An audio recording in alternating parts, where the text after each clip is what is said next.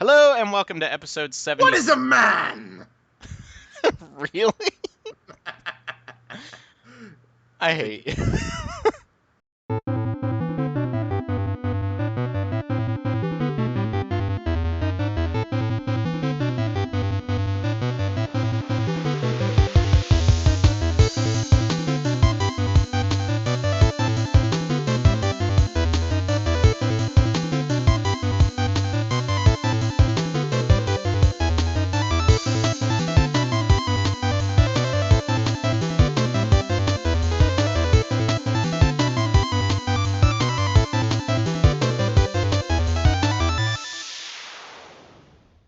Hello and welcome to episode 77 of Random Encounter, the RPG fan podcast. I'm your host, Robert Steinman, Pale Robbie on the boards, back from hanging out in Drangleic, playing a lot of Dark Souls 2, and here to talk about it.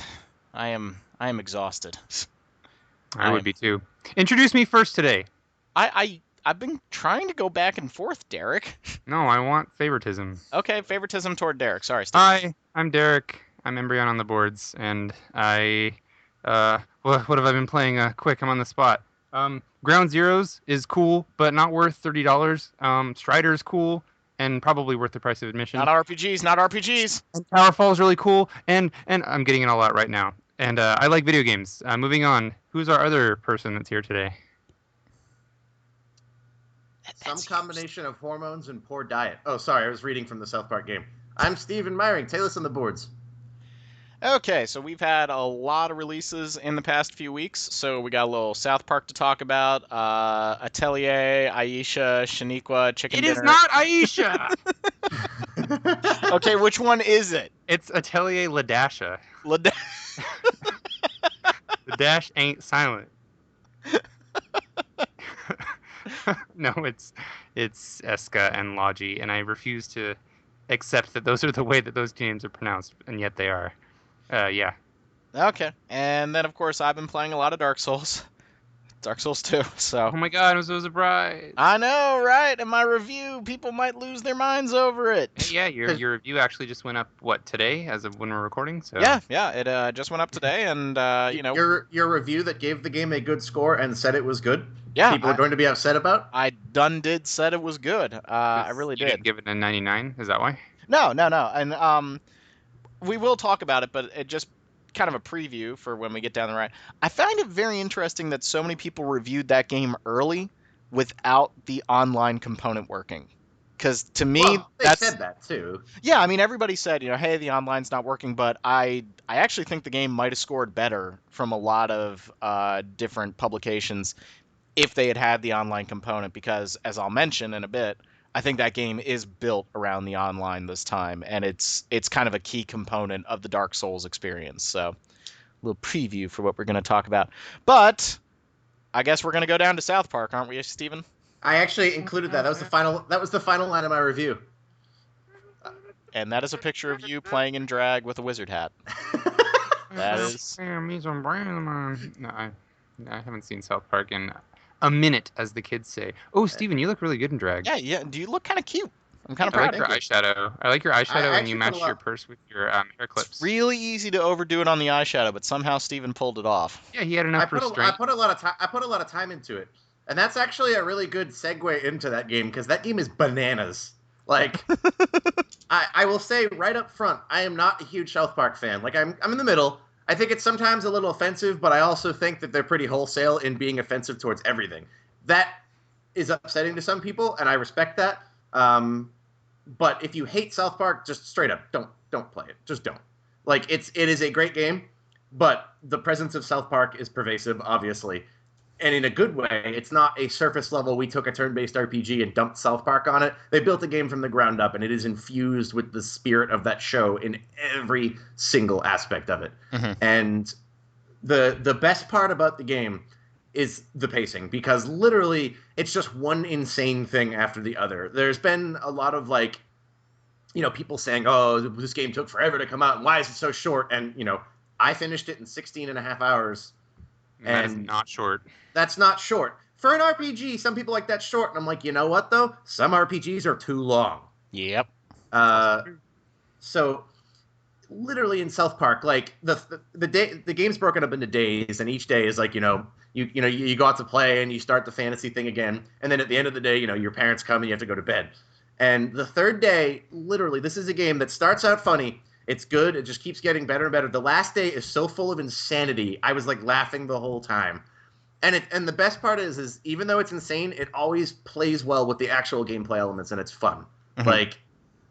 Like I tried to articulate it in the review, and it was difficult. But there's this weird like meta narrative where there are the kids playing, and it's the fantasy South Park kids, and they're swearing at each other and throwing poop at each other, and like you're impaling stuff and beating the crap out of children. But then there's yeah, and then there's like what's happening in the town at large, which is like the overarching plot. And they sort of like blend together in this really bizarre way. Like, so there's like the gist of it is that there's this goo that's turning people into Nazi zombies. Dude, no, wait. Okay, It's in the trailer. Wait. Well, no, oh man, I might have to mute myself because I really don't want to know that much. Because the thing that not trying to derail the conversation, but the thing that I heard so much about was don't let people spoil the jokes for you. No, definitely. I'm not going to spoil the jokes because I was about to make that point. Just that's like the overarching thing that's happening, and they combine the two plots so well. So there's like this really bizarre like fusion of like these kids are playing and imagining, but there's also real things happening, and it's like the game never distinguishes. Like 1 minute, you're fighting somebody and like getting shot at with machine guns, and then you're hitting them with like firecrackers and like blowing their heads off and stuff. So, but it's all still in the name of this like imaginary stick of truth quest. So it's really just, it's this bizarre, really cool world that's just constantly fun to explore. Like, it's one of those cases where playing the game really is its own reward, even though the gameplay itself is good, collecting items is fun, like dressing yourself up in absurd costumes is fun. Like, I did every side quest, not because I wanted to get stronger, because the game is painfully easy, even on hard mode, but like, just because I never knew what they were going to throw at you next. Like, just so much insanity it's just really great. Mm-hmm. I really want to get that. I would agree. I would say even if you're only sort of neutral on the show, you'll probably still enjoy it. Because it may be a bigger fan of the show's sense of humor, honestly, because it's so earnest. And I would agree completely. There are some reviews that have spoiled certain things. Not going to name a certain site that is a blog, but also a review site that may or may not have spoiled one of the best jokes in the game. Don't read the Kotaku review. But seriously, there were moments where like I had my friend over that had beaten the game before me, and I got to a certain part of the game and just turned around. I was like, "There's just no way." And he's like, "Just keep going. It just keeps getting better." Like, they will constantly one up themselves with just how bizarre they can be, and it's the show's sense of humor with no censoring whatsoever. So there is like, I would recommend you play it. Well, and like the role playing elements are fun. They've integrated Facebook in a really funny way. Like the game's menu system is Facebook, and they use that as like a platform for so many really subtle jokes. Like, I don't want to give any away, but like you'll get like people that spam your Facebook wall, and like it's like the most inane stuff, but it's so. It's incisive because you've all experienced that. I've been that guy sometimes, not to the extent that this happens, but so it's so thoughtful, and just there's like tons and tons of junk items you can pick up and sell. I just hung on to them all, but they all have like a joke in the writing. Even the game's in-game like manual tutorial is like full of jokes. It's hard to overstate just how charming it is, despite being kind of vulgar.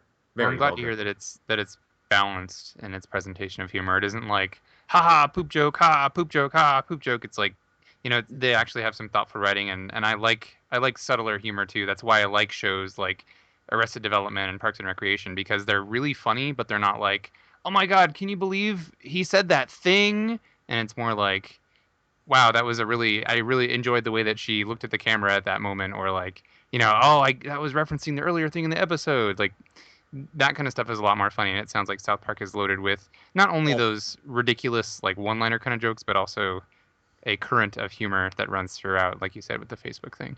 Yeah, and what's especially great is it's not just South Park humor they've got in there. Like, there's a real understanding of like the history of RPGs in general, and just the kinds of tropes we put up with in lots of things. Like the thing I mentioned to everybody is that when you're walking around town, the song that plays sounds like one of those really cliche, like there's a Latin choir, like oh oh oh, but it's Cartman saying like vulgar things that he thinks sound Latin.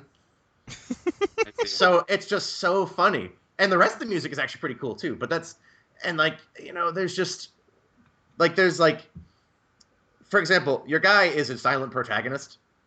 And rather than ignore that, they make so many jokes with it, and it never gets old. And they have a lot of those jokes where someone's like, "Hi, son, how you doing?" And it'll cut like it's the show to your character, as if he's going to say something, and just stare at him for a second. And then the other person will be like, all right." So like there's tons and tons of like little things in there that refer to like just gaming tropes and stuff that are really funny and clever. And so if you're like a kind of person who's neutral or like South Park and you play a lot of games, it's kind of like a love letter to you. That's good. I'll be the first one to admit that several episodes ago I was saying I honestly thought the game was going to tank. Yeah, I was I right thought it there was with gonna, you. yeah, I thought it was going to release and just be a hunk of crap, and it sounds like it's really good, and I'm glad. Like I will never condemn any game's success. Like I want games to be good and to succeed. So I'm really happy to hear that it kind of turned around from what it was looking like. Because what I was saying was, oh, and I want to know actually. I was talking about how when they showed that little gameplay demo, I felt like there was a lot of context-sensitive actions within the battles and stuff. Like, so are there more things like that in the game, or was that just kind of a... Yeah, I guess we really didn't talk about that much, but so they didn't just say, "Hey, Mario and Luigi has you tap the button when you attack." Like, there's all kinds of stuff. Like, I played a wizard, and like my set of moves, I got like they were all quote unquote wizard moves. So I had a fireball spell where I took a firecracker and you shoot somebody with it, like you pointed at them, like you used to want to do with a Roman candle. And that's like your fire spell, and that requires you to like mash the button. You get like you get a lightning storm spell, which is you splash them with water and drop cables connected to a car battery in them. And so you have to time it so you hit you hit when it sparks, and then you'll get attacked by an enemy that's like rabid, and like you have to block it or you'll get turned rabid. Well, the status effect is called screwed, but and the combat is super fun. Like it's not difficult. Like it starts out it's quickly paced. Like you can die really fast, but enemies die really fast. And like there's all kinds of the battles aren't really scripted, but there's always so much dialogue in the battles that it almost feels like they are. Like the enemies have so many things they'll say. It's constantly hilarious because you'll hit some guy and he'll curse loudly when you hit him, and it sounds immature to laugh at that, but it's pretty hilarious. And the attacks are all so creative and funny, and they kind of play into that really weird bizarreness where these kids are playing make believe, but then they're fighting dudes with machine guns who are shooting them in the face. So it's South Park. It's not realistic, but it's really fun. And the buddies you get, you can have one party member at any time, but you can switch, and each one of them has a power for traversal. Like Jimmy is the handicap kid. So his power is that he can get you into locked doors that only handicapped people can use. But the by far the best character is Butters. He's my favorite character on the show because he's so sweet and innocent that's actually his trait in the game. Is in battle, he's a paladin, and his description is good-hearted. He's so good-natured that it attracts people's ire, so they hit him more often. And his special healing move, he pats you on the back and goes, there, little buddy, you're gonna be okay. And that's his traversal power. So if there's somebody blocking a door because they're hurt or they're upset, he'll pat them on the back and get them out of the way. So there's all these really creative uses of things that feel really natural that make it so much fun to play. And just your party member's special powers are all tied into jokes from the show. There was that episode where Cartman gets the V-chip that shocks him when he swears. Oh, yeah. So one of Cartman's attacks is you mash the button and it makes him curse profusely. That was the movie, by the way. That was the Oh, it was the movie? Yeah. But yeah, so you have to mash the buttons and each button's a different swear word. And so he'll swear and build up power and then shoot them with a laser beam that's all these curse words. It's just all the moves are so funny. I can do that. I just don't call it a magic power. That's true. Seriously, yeah. We all kind of have that. But there's a lot of variety to what you do in the combat. Characters don't have a million attacks. Your guy gets 5, everyone else gets 3, I think. 3, and then they're their character move. Butters gets his pat on the back, and then he gets the hammer move. He gets Professor Chaos and that sort of thing. Professor Chaos.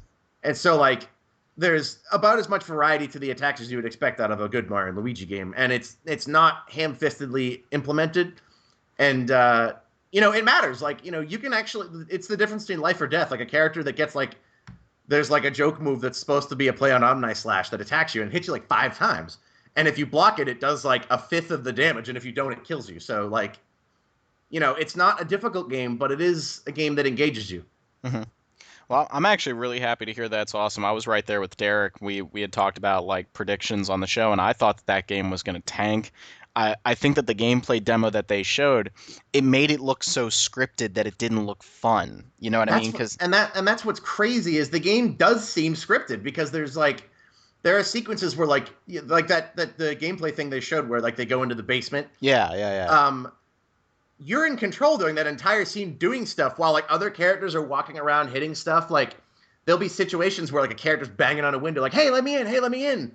And so, while you're walking around, if you're quick enough, you can let that character in and they'll like drop a bowling ball on an enemy or something and it will knock an enemy out of your way. But it all seems very organic. So it's really cool the way it's done. You also get a lot of different traversal powers for your character. I won't say what any of them are because they're all hilarious. But suffice to say, they're all true to South Park and fun to use in the context of like, it's almost like, I don't want to say it's like Metroid-y, but like you'll go into a place in town and see like green cracks on a wall or a piece of garbage or something and be like, oh God, what do I do with that? And then you'll get a power later on where you're like, oh, I can get in there now. So you'll go back and like, you'll either find like a new side quest or like some crazy side character or like a unique item. And again, the items are hilarious. So it really does. It's the kind of game where you just have fun going around looking at stuff because it's also so nuts. Cool. Now I'm gonna pick it up. I feel like it'll be a good palate cleanser after the week and a half of hell that I've had. So I really wanna play it. Now you just messaged me in the Skype window there, Stephen, that you want to mention glitches. Yes. So some people have had a lot of glitches. I didn't. My friend had one glitch where he had to redo a section because the game like locked up. I had one glitch that caused me to have to restart, like load from a save point, but the game checks autosaves like constantly, and you can save for yourself. Yeah, I remember the Kotaku review kind of talked about a lot of glitches. Yeah, I don't know if it's different on the console version, maybe, but I had one glitch and it was hilarious. Cartman gets a move where he lights a fart on fire and burns people. And so I did that move, and the animation kept going, the game kept working. I could keep hitting the button for because whenever you hit the X button, your character blocks. I could keep controlling everything, but the game had just frozen with Cartman standing there with his pants down farting on the enemy. So it just looked ridiculous, and it took me a minute. I was like, wait, it's locked up? Oh, crap. So it is, I would say, in my experience, it's the least buggy game Obsidian has ever released. And it felt very tight. Like, it didn't feel janky. Cool. Now I want to play it. I'm always happy to be wrong when I think a game is going to suck. Like, so it always makes me happy when a game surprises us, and it sounds like this game turned out a lot better than we all thought it was going to be. Well, yeah. We all, other than me. Because I was going to say, I like it when I'm shown to be right. Yes, we know, you're always right. You never have a problem with any video game. No, I'm not always right, but I thought this looked good, and I even said it in the last episode, so the listeners can corroborate that. I could have been wrong, just as easily. You could have, but you weren't. Not in this case. Not this time. I was wrong. Could have been wrong. Anything else for South Park: The Stick of Truth that you want people to know about? Nah, go play it. It's fun. Cool. All right, I got a joke for you. What's brown and sticky? A stick? A stick? Yep. It's my favorite joke. It's honest, too. All right. Truth. Derek, tell us about Atelier, Thor, and Loki, or whatever the hell it's called. Thor and Loki. Atelier, Ladasha. Atelier, yeah, never mind. I should stop. Okay, so this is weird. So, like, Atelier, as far as I'm aware, I forget. Is it a French word? But it's a word for workshop. And I think it's the French word for workshop. I could be wrong on that. But it's weird because in the games, they always just refer to the workshops as workshops. Really brief history of the Atelier or Atelier series is that they're a series of games where the primary gameplay mechanic is like hanging out in a workshop and creating items through alchemy. And that probably doesn't sound very fun, but it's actually it's pretty entertaining. Like there are definitely other things to do. The older Atelier/Atelier games, I'm just going to pick one. I'm just going to say Atelier, and I'm going to go with it for the rest of the episode. The older Atelier games were really, really heavily focused on item creation to the point where like there was almost nothing else. And most of those ones never even came out here. Like the closest we got to that, I think, was probably Atelier Annie on DS. And those are pretty much just like make items, not islands. Sure, I'll make islands. That'd be cool. Make items. I was thinking of Atelier Annie, which takes place on an island, and you turn them in. Like you just get these requests, and you're usually like rebuilding a town or working for a local government kind of thing, which again sounds awful, but they're very charming and cute. So this one is the latest in the series. And to get back to my earlier point before I get too far away from it, is that in the game they actually call the workshop the Atelier repeatedly, like in the dialogue, and they've always just called it a workshop. So I don't know what made them change their minds as far as the localization goes, but they call it the Atelier, and I'm pretty sure that's not how you pronounce it, but we're going with it, right? So I'll say Atelier as well, just to fit in. But anyway, so I've been playing these games for a long time. I first got into the series back with Atelier Iris back on PS2, which is, I think, the first Atelier game that came out here in North America. So there are definitely ones that came out before that that I have not gone back and tried to play, like import copies or anything like that, just because they are so they're really hard to penetrate if you don't have if they're not translated. I feel like because it is nothing but menu navigation for the most part, especially in those older games. But I like this series a lot because I think I think they're a really refreshing departure from melodrama that permeates a lot of typical JRPG stories. Because it's not like, oh no, I'm a brooding hero and I have to save the world, but I don't want to because my dad's the villain. Um, they're always just like stories of people hanging out in little towns, and it's all about the day-to-day interactions between the characters. Especially, I don't know. Basically, that manifests in this game in particular because not for the first time ever, for the first time since which one? I can't even remember. It's been a while since an Atelier game has had two protagonists. Oh, I guess Monokamiya 2 had two protagonists. This doesn't matter. I don't know why I'm going into it. But it has two playable protagonists. It has a male and a female character, Eska and Logi, which again, I don't... What they're going for here is the word eschatology refers to like the study of the liminal period before the world ends or something. I could be making that up, but I'm pretty sure that's about right. But the characters' names are Eska and Logi, and the Japanese word for "and" is to. So if you read the Japanese, if you just like read the katakana, it's like eskatologi or eschatology. Get it? It's play on I get words. it.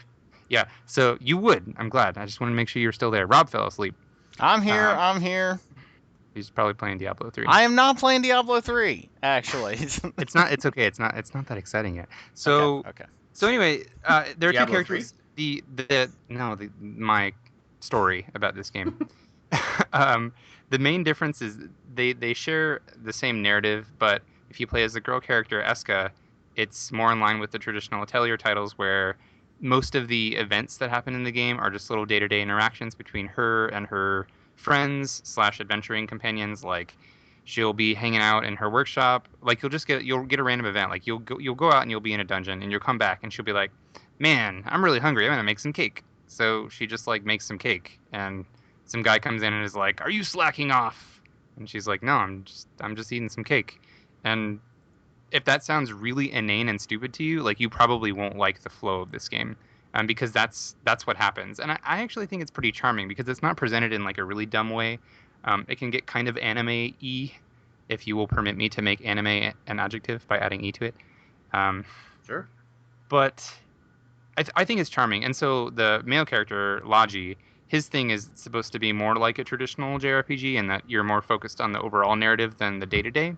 I can't actually corroborate that because I haven't played as Logi yet, and that's pretty bad considering I've had this game for like 2 weeks. But you can do like a New Game Plus, so I want to play Eska and then play Logi with New Game Plus, which you can do, and then get the full story. But so I do like that. That's a new thing that they did. So they're trying to make it appeal to both the longtime fans and to people who may be a little bit not intimidated, but maybe turned off by the structure of an Atelier game. But basically, this one is so it's narratively it's very similar to the previous ones. And then, like I said, you're pretty much just making items and stuff. The synthesis system in this has been tweaked as it always is. It's a lot easier than ever, I think, and a lot more streamlined. Basically, you just like you're going out into dungeons or field areas. Um, you fight monsters, and I'll get back to combat in a minute. And then you collect items, and then you take those items back to your workshop and you make them into other items. And there's like a request system where you're working for this little government branch, and they're like, "All right, there's a town up north whose water has run dry, so we need you to figure out a way to take care of it." So you have to create like I don't know, magic alchemy bottles that create water or something like that, and then you deliver them. And there are lots of tasks like that. Uh, and it does a really good job of keeping you engaged as far as like providing a variety of objectives at any time. The way that they present objectives to you is via a little, almost a license board-esque looking thing like FF12. You'll take a task, and then once you task, then the one next to it will reveal itself. They're little tiles. And so you can constantly see like 6 or 7 of them. So it's always like, okay, well, I need to plan because I go out and I know I need to collect magic water, but I also need to fight 5 death rabbits, and I also need to go to some event in this place. So like it's kind of fun to plan out your activities like that. So you're pretty much just fulfilling requests. Like that's the main structure of the game, is that they'll give you like a major quest for each block of the game, like the water thing for that town. So like that's your main thing, and then you have a certain amount of time to complete that, and then just screw off and do whatever else you want. And screwing off involves making more items, fulfilling more requests, and fighting monsters. I think this is the best combat system the Atelier series has seen so far. Typically, combat hasn't really been the focus of these games, more and more so lately for sure. Like I said, the original games were pretty much just like creating items, and then they had really basic combat systems. We've come a long way, especially since Rorona, which was the first one for PS3, and I thought that had a really awful combat system where you used HP to power your special moves. Like it was just HP, and that's it. They're not necessarily related to Monokemia, right? Because I played the first Monokemia on PS2. They are. And like I remember that game had an awesome combat system. Mm-hmm. Yeah, they are actually related. And Monokemia is there's the way that Gust numbers their games. They always do like Project A whatever for Atelier, and the Monokemia games are actually part of that. I forget which number, but like they're like A11, A12 or something. I have no idea what the numbers are, but they actually are considered part of the Atelier series, even though they have different names. So anyway, so the combat that's a good observation, by the way. So the combat in this game is really good, actually, because it has 6 members in the battle party. Actually, like previously, it's just like a traditional JRPG in that you had to pick and choose which 3 people you liked best. Whereas this one has a pretty robust system where you can have 6 people in the party, so 3 are active, and then the other 3 are on the back lines, and you can switch them out by you can either just like select switch, or they have a really cool support system where every action you take, you have this little support gauge that raises up, and you can either do a support defense or offense move. So like if somebody's about to get hit, you can have anybody either from the front or back lines, like jump in and help them. Yeah, and like put their body between them and take the blow, and it does less damage that way too. Or you can follow up and attack with another character's support move. And a cool dynamic to that is like, depending on how well you exploit enemy weaknesses, like there's a damage counter that goes up as you're unleashing attacks consecutively. And if it goes over a certain threshold, then you can do like a super assist or whatever. That's like way more damaging and or has additional effects like paralyzes the enemy or poisons or whatever. So you actually have to think about like all 6 of your characters and what order you want to unleash their attacks in based on the enemy's weakness or whatever you're trying to achieve. So I think that's cool, and it's also got like the attack animations are actually really good, and like Verona was super bad. I keep going back to Verona because it was their first 3D game. Is that the one that we played at E3 on the Vita? That's not the one coming to Vita, is it? No, I think that was like Meruru for Vita. Maruru, that's what it was. I remember because I kept thinking of Marugamesh. Marugamesh. I don't know why I thought of that, but that's what I thought of. Marugamesh. Yeah, so that one, like Maru's animations were pretty good, but this is definitely them at their absolute best. Like the animations are smooth and really flashy, and there's a lot of really cool special attacks. Like if you miss the days of PS1, PS2 RPGs where everybody had like a Nibelung Valesti that they could unleash, you will enjoy this because even the regular special attacks are cool looking, and then everybody has like an ultimate death laser super magic explosion that is very over the top and very amusing slash entertaining to watch. Um, so yeah, sorry, were I you gonna say? yeah, I've been considering trying to get into this series for a while. Like, because I played way back. I played Iris way back in the day and really liked that. I actually played it with my brother, and like, because I had never heard of this series at all, and that was not the first one, right? Like, they've been around for longer. Oh yeah, they've been around since I don't remember what the first one was. Marie Ellie, like on PS1. Okay, yeah. Like So they've been around for a while, and I played Iris, and we didn't know anything about it. We liked it, and I haven't touched it. And like, the music is awesome. I guess what I'm curious about, because like I've been like, gosh, I should really try this. Is it's not like casual style. Like, there's a lot of complexity to these. I get the impression yeah, it's not like Final Fantasy style melodrama involved here. It's like, I think you described it as like a slice of life anime, but like, I guess on Logi's side, like, what is like the is it still sort of lighthearted? Is it like, could you compare it to like, I don't want to say compare it to an anime, but like the tone of like the tone, I guess. I'm actually not sure because, like I said, I haven't played Logi's story actually. But from what I have read, my research concludes that, uh, like again, it's the same narrative. So you're actually going through the same story. It's just a little individual event because I can tell there are lots of events where I'm just Eska and she's like chilling in the workshop doing whatever, or she'll go meet up with some other character in the town and they'll chat about, I don't know, like apple pie or something. So I get the impression that instead of that, I'll have Logi being like, "So what do you think is up with those ruins, and how are we going to get to them, and like, you know, like I what's got going you. on over in Central City where all the alchemists live, like that kind of thing." So It seems almost like this is gonna seem random, but like it seems almost like it has the sort of relaxed pace of like a Harvest Moon, which it kind of what I'm does. getting at is it a JRPG I can play when I just want to chill? Like, for example, I love the Tales series, and I started playing Excelia again, and it's a ton of fun, but like I can't really relax when I'm playing it because it's so complex. I would actually say that. I'd say I have maintained that the Atelier games are like the relaxation RPG.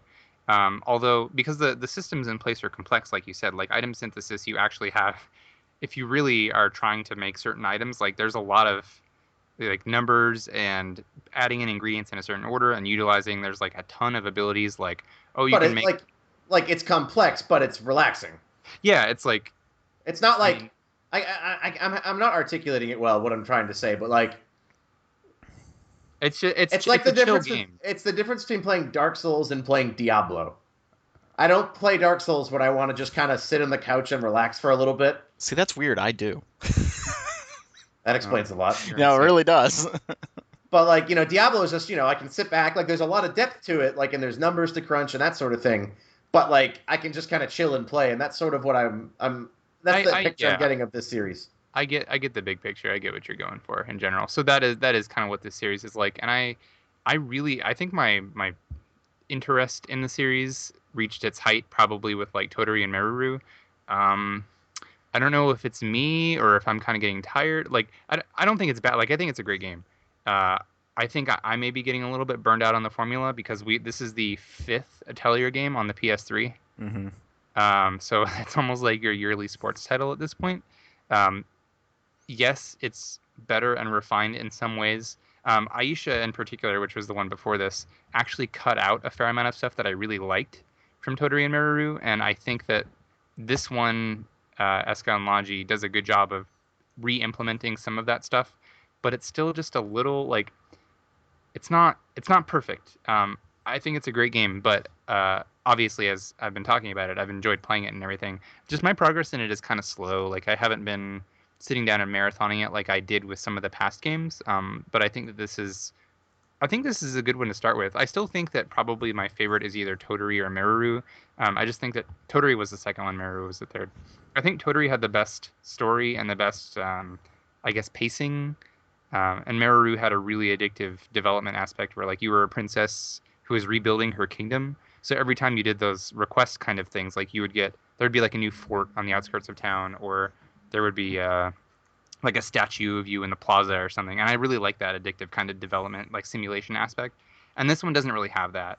It's really just about like the item creation, fulfilling requests, and then going out and exploring dungeons. But the combat is fun, and it's a relaxing game. So I recommend it if you want to try. my last question is maybe a little more critical, but so one thing that I think Gust also made what is it? Arts and Elico They did, Nelavar Seal, the super duper fan servicey one. yeah. What is the level of fan service in this? Because I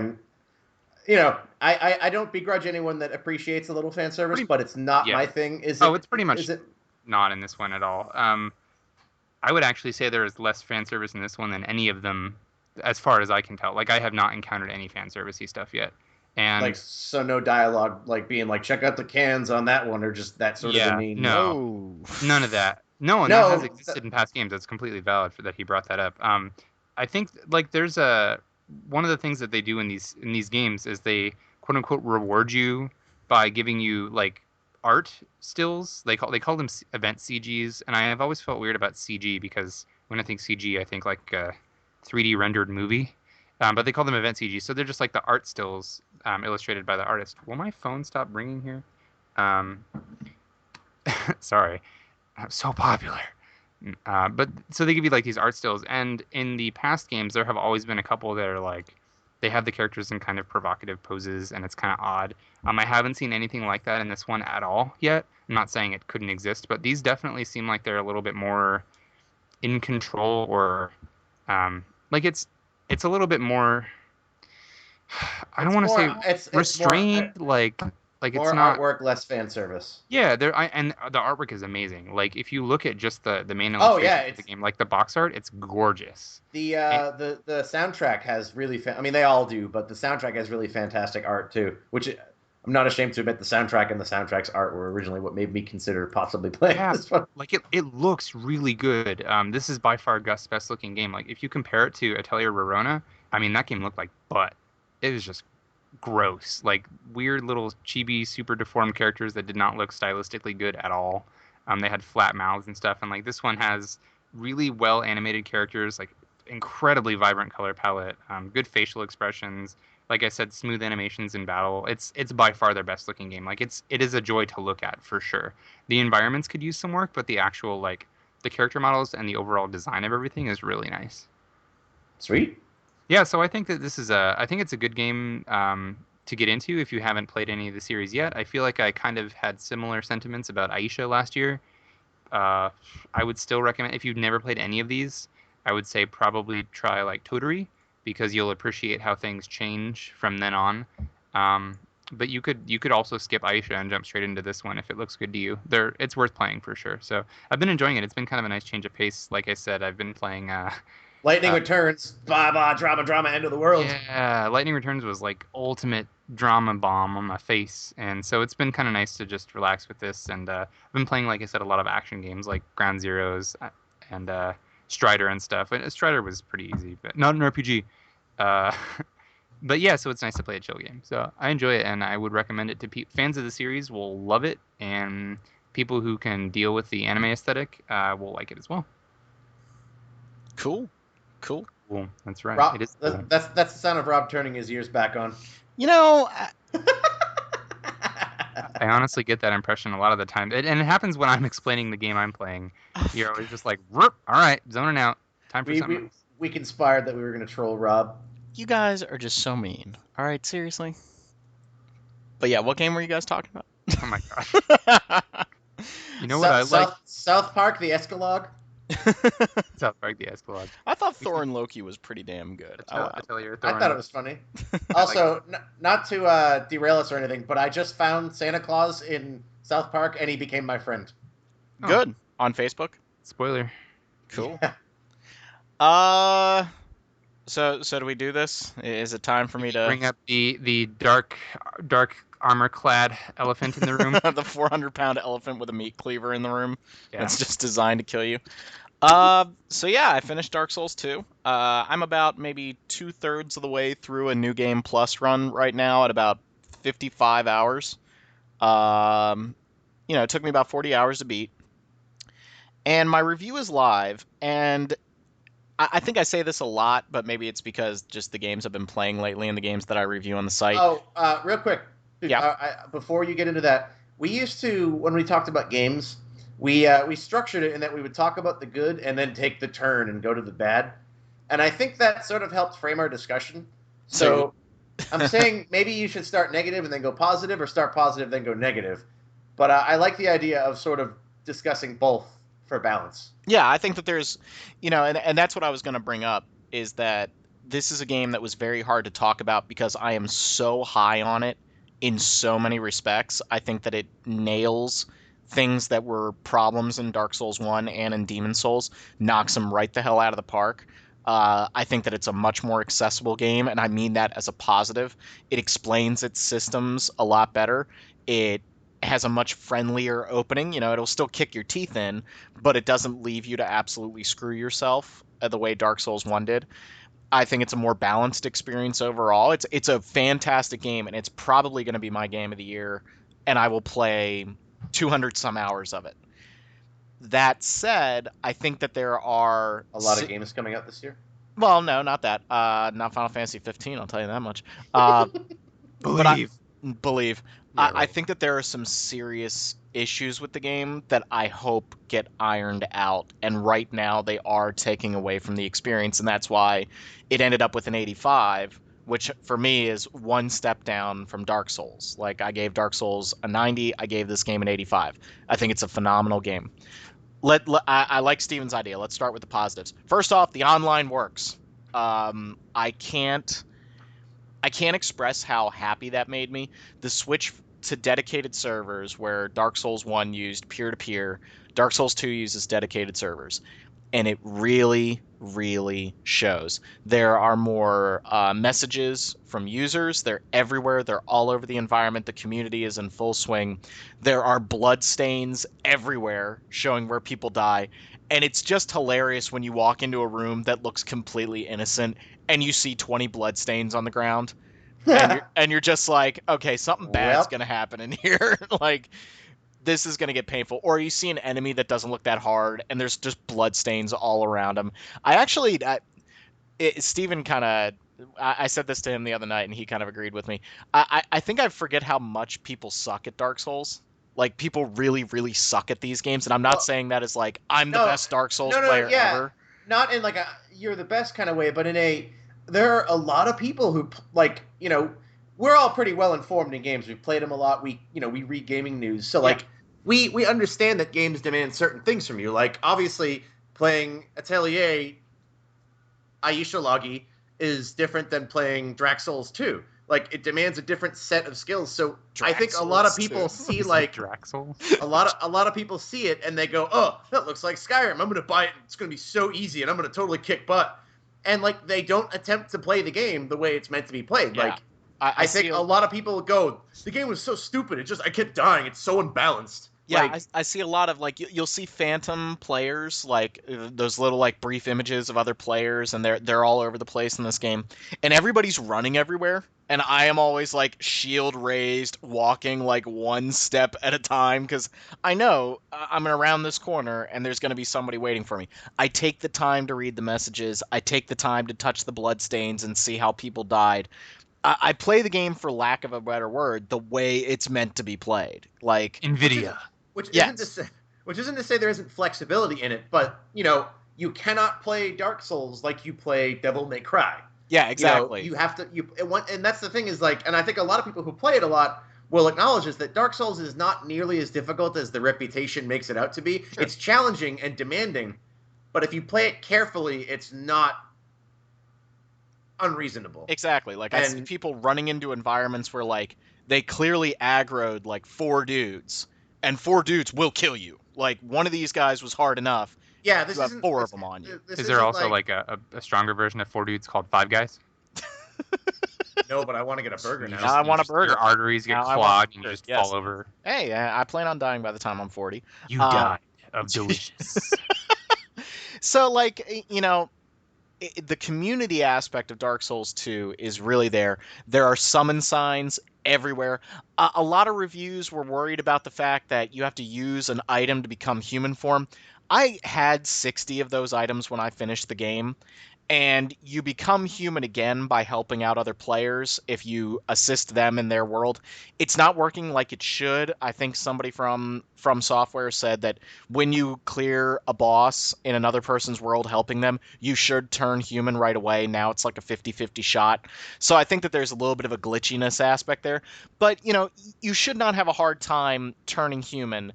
And the whole thought about, oh, well, your health bar starts to go down as you die over and over again. You get a ring very early in the game that Demon Souls fans will recognize. It's the Ring of Binding. It makes it so that you only have half deterioration of your health bar, so you'll only lose 75% max. The fact is, most enemies in this game can kill you in 2 hits anyway, so why the hell care? Like, it's not really that big a deal. So it's not as nasty of an experience as I think a lot of people were worried about. I was very worried about those aspects. Not really a hard part in the game at all. And to me, the best part of Dark Souls 2, saying it to Steven earlier again, that first reveal trailer says everything about this game, where it is you walking through a forest and you know something is going to kill you and you are just paranoid in the best possible way. It's a extremely atmospheric game. It rewards exploration. It's all about going into the maw of hell, and you're going to find some really cool stuff, and you're going to get new weapons, new armor, new stuff. You're going to meet new challenges. You're going to beat it, and it feels great. And because of the liberal placement of bonfires and allowing you to warp between bonfires in this game, they've cut down on a lot of the BS. You don't repeat areas over and over and over again. There was so much repetition in the past 2 games. A lot of that has been thrown by the wayside, and you see a lot of really new environments in this game. And those are the 2 biggest compliments I have for this game. The exploration elements are awesome, so you're not repeating yourself over and over again, and the online functionality is just amazing. It is so good. It feels so good to help people and to be helped. You're sitting there on a boss like, there's no way in hell I can beat this guy. Somebody comes into your world with a sword the size of a small, of a linebacker, A big sword. and it Like the helps. size maybe of a surfboard. Yeah, Surfboard. and just you're able to wipe out the boss, and then your first inclination after that is to put down your own summon sign and help somebody else because you know how hard of a boss fight that was, and now you want to help somebody else. See, I have a question. Yes. So that was easily one of my favorite aspects of the first game, and the connectivity issues on the PC version made it difficult, if impossible, to do that often, except on lucky nights, I guess. But my other question for something I don't do as often, invading people's worlds. I was only invaded once, and he jumped off of a cliff. So like, You didn't Wait, do any did I invading enter your world yourself. the one time I played? no, I didn't do any invasions. I joined the heralds, the heirs of the sun. So praise the sun and all that. And so I'm all about helping people.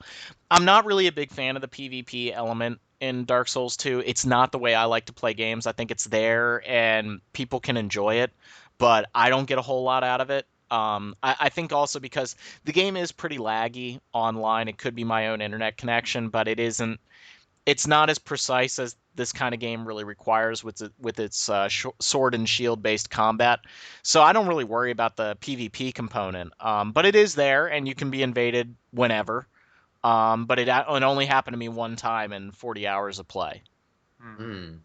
I'm guessing a lot of people probably aren't ready to invade yet because they're still building their character and figuring out the best ways to be cheap, like with Poison Mist. But right, and there's also there's a new element to the leveling system. Instead of just having soul levels, you also have a thing called soul memory, and this is kind of the biggest controversy over this game right now. I've actually never heard of this. Are you sure? Oh no, it is there's a petition already to get rid of it. I'm not joking. What soul memory does is it keeps track of all of the souls that you've collected, even if you lose them. So as you keep collecting souls, your soul memory goes up. That plays into your ability to connect with people in a regular new game of Dark Souls 2. So what that does is that keeps people from getting to soul level 60 and staying there and then just using their souls to upgrade their equipment to monstrous levels so that then they can pwn noobs. You don't have that component anymore. I actually think that's a great change. I think it's a great change too, the community is a little upset about it because apparently the restriction is pretty harsh and it's also interfering with the cooperative play as well. I didn't see that. I had no trouble getting people into my world, so I didn't see it as a negative. And apparently they lessen the restriction as you go into New Game Plus. Soul memory becomes less of an issue. But that was not fun. Like when I started a new game of Dark Souls the week before 2 came out, I got invaded at the Bell Tower Gargoyles by a guy that had poison mist and he had a massive claymore and he was clearly like soul level 50, but he had gear that was ridiculous and I couldn't beat him. And I was just like, well, that sucks. Like, this guy is just griefing me right now. That's not fun. In Dark Souls 2, that should not happen with the soul memory thing, but I think that that's something that's going to get worked out.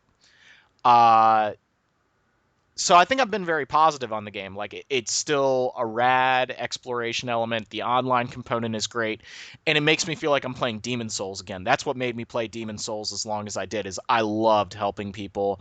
I loved taking out the bosses. I just like saying the boss, the Penetrator, whenever I get the chance to. God, that boss was so difficult solo. Oh, alone he was like impossible to beat. Like, but you get two people together, you can just Well, destroy him. yeah, you get two people together, someone's dancing around, he's hitting one guy, and you're dancing on his corpse. Oh, and it feels so good in this game. Like, the host player gets nailed with a huge attack and he needs to back off and heal. So I jump in there with my shield, like, come here, What are get away from him. so now that they have those life gems? What are the options for healing when you're in somebody else's world? Because in the first Dark Souls, the only way to be healed when you were in someone else's world was Be either healed. through if you were invading, it was through a non-Estus flask, like if you used the soul.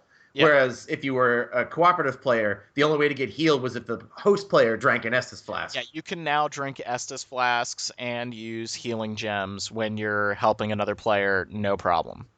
Okay. I don't know about the PvP side of it because I never experienced it, but yeah, you can heal yourself now all the time, which is a good thing because in Dark Souls 1, it got really obnoxious if the host didn't, chug the Estus flask and I was getting killed because of it. See, I liked that, though. It was sort of this tacit arrangement where you're like, I'm here helping you, but you have to heal me if I get hit. That's true. That's true.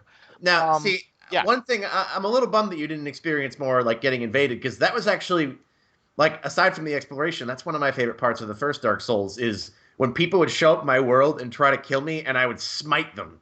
Didn't always happen. You're better at the game than I am. So. No. So, like, stop trolling me. But, like, you get killed sometimes and it's frustrating, but it's like that was some of the most exciting times. It's like you put all this time into this system and into building this character, and like this world is so threatening, but you conquer the challenges of the world. But what's the one thing that is terribly difficult is a player shows up, and that's like a true test of your mettle, and that's really exciting to me. Like, especially in a combat system that I think is as well put together as Dark Souls, which I think leads us well into one of your complaints. Yeah, I've been really positive on the game, but if I'm being completely honest, the Souls series have always had a level of jank. There's always been some glitchiness. Excuse me, I feel like I'm losing my voice over here. There's always been a level of jank with the games. Yeah, a little bit of screaming. I think Dark Souls 2, with their new combat engine, they've introduced some new problems. The hit detection is not as good as it can be. There were moments where I really felt like I should have been hitting an enemy and I wasn't. And then there are other moments where the enemy was hitting me and I'm going, I don't really see how that got me. And in a game that requires such precision and where one attack can kill you, it's going to piss you off. And to go along with that, there's also like in these games, there are certain enemies that just ignore your attacks. They're just like, okay, whatever. I'm a giant knight in huge armor. You keep hitting me. I don't care. But you knew that. You knew, okay, I can hit him once, and then I got to roll away. I got to get away from him and get my shield up. In this game, I had multiple instances where I would hit an enemy, and they would look like they're stunned, and then I would try to hit him again, and that's when they just started ignoring my attacks. That, to me, is the worst thing in an action video game. It's something that kills a game like Castlevania Lords of Shadow for me, and I just don't want to experience it. It really does drive me insane. In Dark Souls 2, it happened a little too often for my taste, where an enemy would just... There's suicide bomber enemies in this game, And if you don't kill them in one shot, they will kill you. And so you can either run straight up to them. It forces you to do something different than the Souls series has always done before, where you would hold back and wait for the enemy to attack you. It forces you to run up and attack them, which is cool. It's a new gameplay mechanic. But if you're relying on that enemy to be stunned by your first hit, and sometimes they just don't get stunned, and it gets you killed, that to me is kind of lame. And there's now, because your shield doesn't raise up as fast as it did in the last two games, you're not as safe to hit an enemy and then bring your shield up and absorb a hit. There are some enemies where after you hit them, you have to roll away because they will hit you faster than you can get your shield up. There's a question about whether the adaptability stat is supposed to increase your ability to get the shield up faster. Right now, it's not doing anything. All it's doing is making it easier for you to chug an Estus flask. And it might be the new resistance stat, a completely useless stat that the community says we're going to abandon this and never put any points into it. So from that respect, I think Dark Souls 2 is a little rougher than Dark Souls 1. That said, there's no completely broken section in this game. There's no bed of chaos, like what the hell were they designing? There's no archers on top of An Orlando raining death on you, and you have to get lucky to beat them.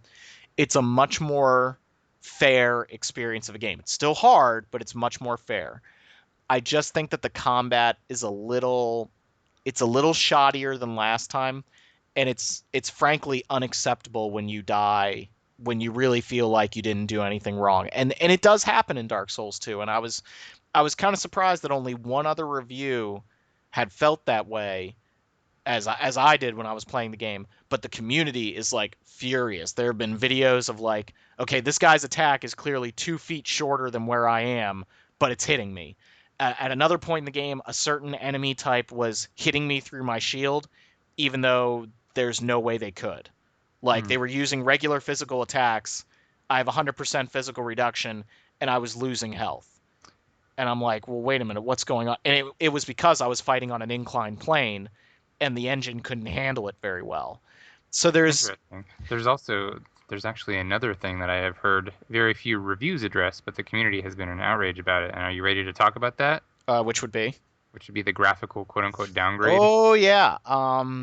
Yeah, it does not look as good Yeah, as the it doesn't. video. Especially, It doesn't. I was looking at some videos and some GIFs on NeoGAF. GIFs.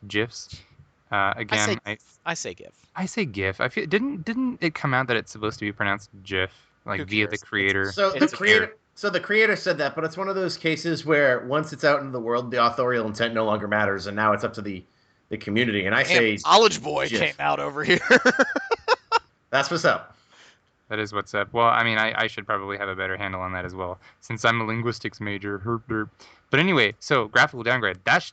Oh, I almost said a bad word. That doesn't look good anymore. No, the first videos for Dark Souls 2 looked phenomenal. They had a really, really great lighting engine. And I was the first one to say this is too good to be true. And I think it is. It doesn't look as good. There's only one area in the game where I really needed the torch, and it's their Blighttown type level. And it was cool because I needed the torch to be able to see, and the enemies were really built around that mechanic.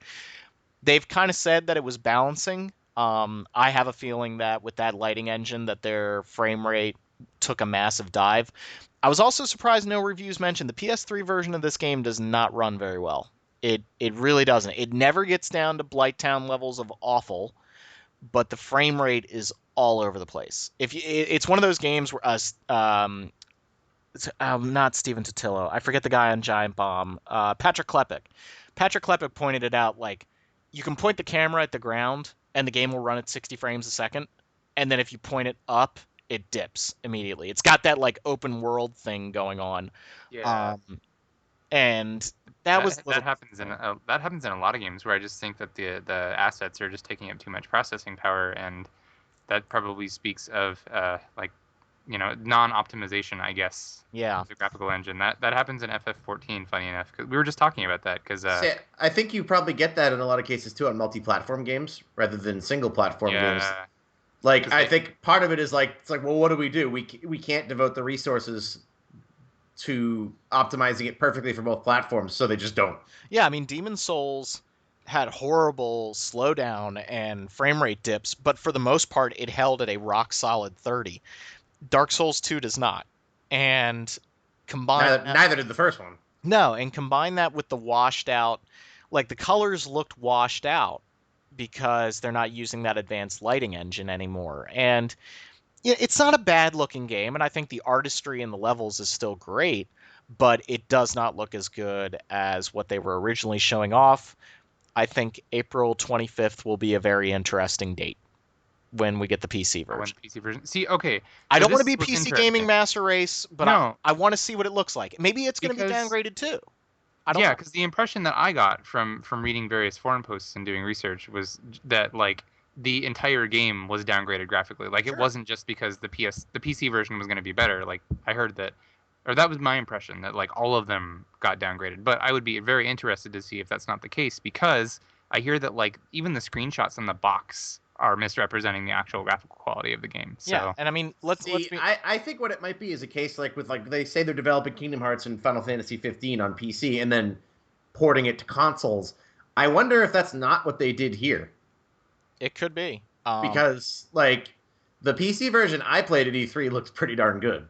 Yeah, this game does not look as good. And, you know, I don't think we've approached Ubisoft levels of you look at a screenshot for Assassin's Creed 3, and that is not what that game looks like at all. Like, it's not that level, but it was a little disappointing. And the performance is a little lacking. It's really noticeable when you go into a new area. When, like, you warp to another area and you go into your inventory, it takes a second to load.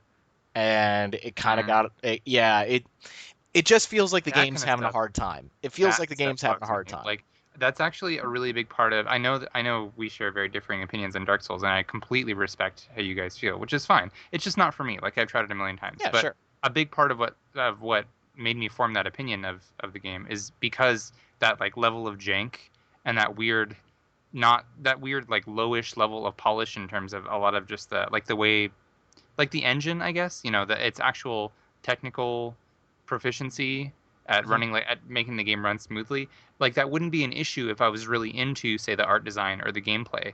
But I'm not, so like that's a Sure. huge turnoff for me. Yeah. So And I it can see why that would be bothersome. and it's here too. And you know, the lock on is still a little temperamental at times.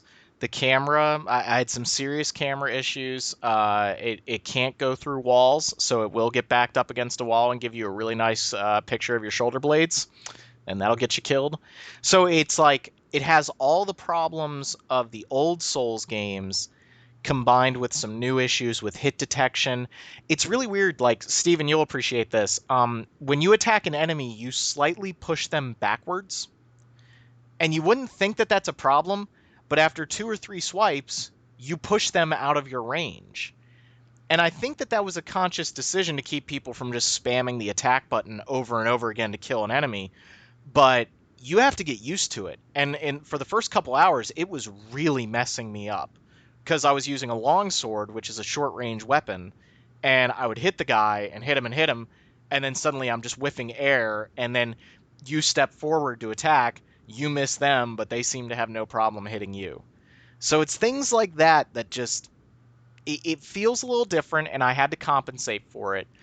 And I could get over those kind of issues, like pushing enemies out of my range. And I think that that was a conscious decision that they made.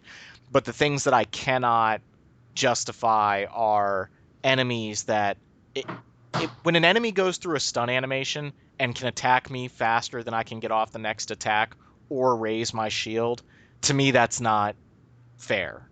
Like, it doesn't make sense why this enemy should be stunned right now, but still manage to hit me faster than I can do anything to it, even though I'm the aggressor. It's a really weird metagame thing that I hope they fix. And if they fix those aspects of the game, you know, it really is a phenomenal game. It's a phenomenal game already, but it doesn't play quite as well as Dark Souls 1, which is why I gave it the score that I did. Well, that's a very fair evaluation. Yeah, I still love it. Balanced. Yeah, I still think it's a great game. I'm going to play the ever loving crap out of it. I feel like Uh, this point just keeps being echoed, and I like it because I think that we're all trying to maintain this stance, and I feel like I don't want to get like too meta here, too into the whole game journalism having responsibility discussion at the moment. I will, but not at this moment. But I do appreciate that we're able to acknowledge the flaws of things and still appreciate them. Like Yeah. that's Yeah. because people see things in black and white. They see a score of 1 and they see a score of 10, and it's Well, happening right now. Like with Infamous I Second was Son. I Like was about to say, Rob and I were talking about that earlier. Like, it's getting great review scores, and people are like flaming out because it's getting a 7 from somewhere.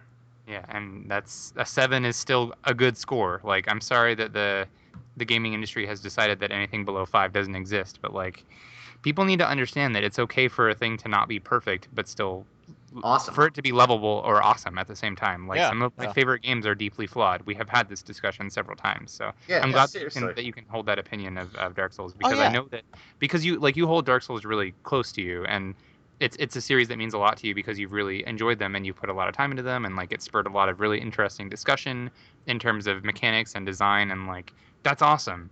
And the fact that you can be like, yeah, I think it's awesome, but at the same time, like these are the few things that it did not do perfectly, that speaks a lot of your ability to evaluate something.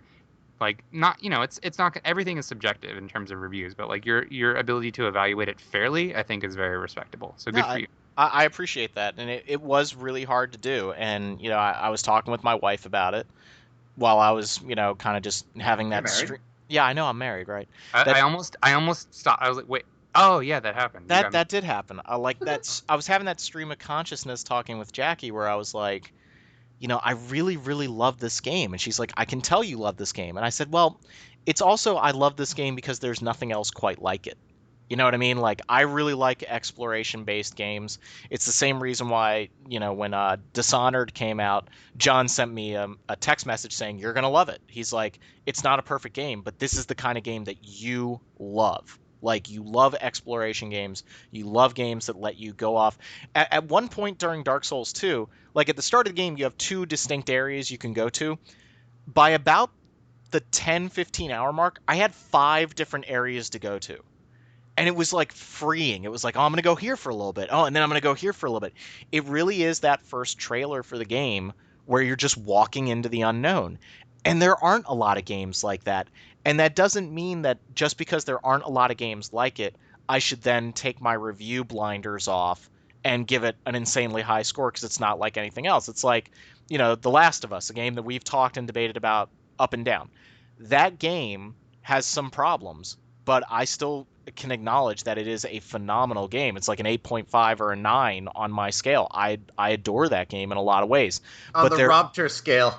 on the Robter scale. But there are parts of that game that I'm like, what the hell is going on here? Like, and they can sully an experience. And to an extent, in Dark Souls 1, I could let some things go, like the fact that the Four Kings boss fight is terrible because I could summon somebody in to help me out with that boss fight. This is a little bit more like the regular enemies are now not playing by the same rules all the time, and it can break down the experience a little bit. I still love it, but there are moments where I die playing this game where I'm just like, okay, that, mm, mm, I don't know about that one. And that hadn't happened to me before in Demon Souls or Dark Souls. But, it's still a great game. Again, it's probably going to be my game of the year just because I love this style of game. And I would say that, Derek, I said to you before, I don't think it's going to change your mind if you're completely against these kinds of games. No, I'll try it. If you're I'll on try the it. fence, though, I think that this is the friendliest Souls game. I The did. Yeah. I actually heard a great discussion where some guy said, I recommend you play all 3 of these games. Do I recommend you play them in the order they came out? No. No, I yes. recommend you play Dark Souls 2, Demon Souls, then Dark Souls. Yes, I would 100% Because agree. Demon Souls is sort of neutral when it comes to how arcane it is.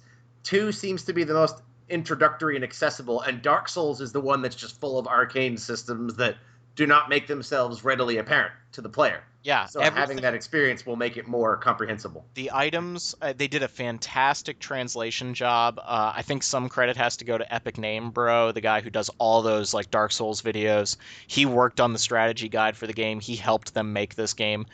things make sense. Like you can read an item description and you know what it does.